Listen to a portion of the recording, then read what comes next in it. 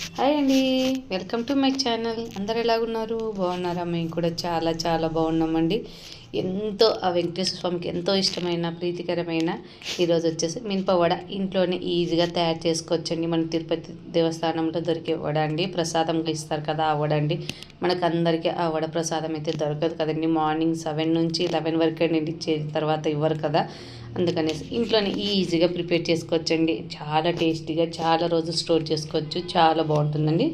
First అయితే వడకు కావాల్సిన అయితే మినపగుండ్లు అండి. ఫస్ట్ పొట్టు మినపప్పు తీసుకోవాలి. మనకు వచ్చేసి మినపప్పు అయినా సరే ఓకే, మినపగుండ్లు అయినా ఓకే అండి. నేను వచ్చేసి 1/2 కిలో మినపగుండ్లు తీసుకున్నానండి. వీటిని బాగా చెరిగి నీట్గా శుభ్రంగా కడిగి పెట్టుకోవాలండి. 2-3 సార్లు బాగా కడగాలండి. ఎందుకంటే రాళ్ళు మట్టి అలాంటివి ఉండేటివైతే నీట్గా కరిగిపోతే, మట్టి అలాంటివి ఉండేదైతే కరిగిపోతుందండి. రాళ్ళు అలాంటివి ఉండేటైతే కిందికి వెళ్తాయండి. బాగా వాష్ చేసుకోవాలండి. ఫస్ట్ అయితే మినుముల్ని చూడండి, ఇలా నేనైతే ఒక 3 సార్లు బాగా కడిగి వడగొట్టేసి పెట్టుకున్నానండి. మళ్ళీ నీట్గా శుభ్రమైన వాటర్ పోసేసి నానబెట్టానండి. ఒక 10 అవర్స్ నానబెడితే కానీ చాలా బాగా వస్తాయండి వడలు అనేది. చూడండి, నెక్స్ట్ డే అండి ఇది. నెక్స్ట్ డే మార్నింగ్ అన్నీ ఓవర్ నైట్ అలా పెట్టేసి నెక్స్ట్ డే మార్నింగ్ తయారు చేస్తున్నాను. ఇది వచ్చేసి ఏకాదశి రోజు తీసిన వీడియో అండి, వైకుంఠ ఏకాదశి రోజు తీసిన వీడియో. ఇప్పుడు అప్లోడ్ చేస్తున్న టైం లెక్క. చూడండి, ఇలా బాగా నానాయి కదా.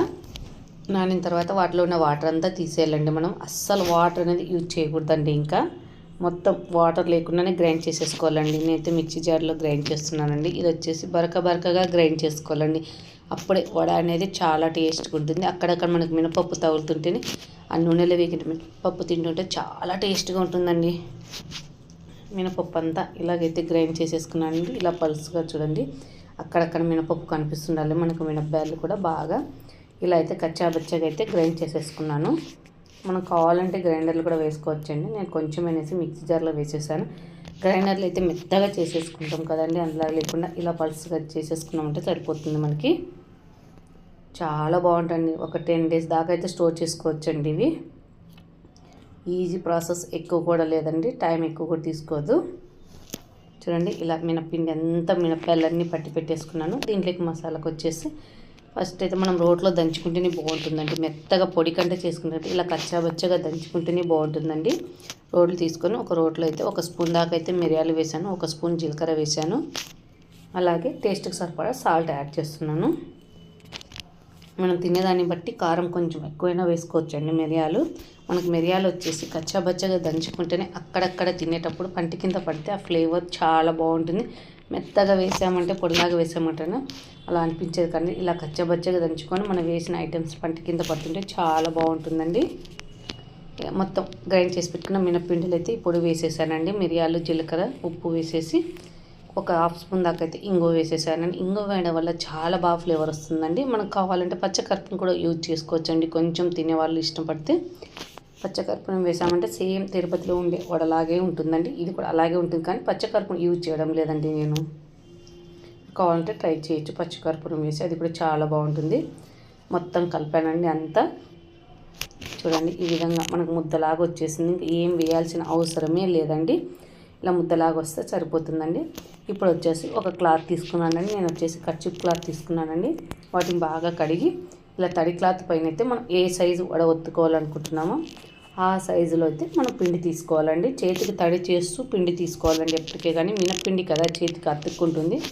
వాటర్లో డిప్ చేసుకుంటూ ఇలా వడ అనేది ఒత్తేసుకోవాలండి. మరీ మందంగా వద్దండి, పలుసగా వద్దండి, ఒక మాదిరిగా ఒత్తుకోవాలండి మినప వడ అనేది. ఇది మన ఏ సైజు కావాలంటే ఆ సైజు చేసేసుకోవచ్చండి. మనకు ప్రసాదంగా అయితే చూడండి, నేనైతే ఈ సైజులో చేసేసాను. ఈలోపు అయితే ఆయిల్ డీప్ ఫ్రైకి పెట్టేశాను.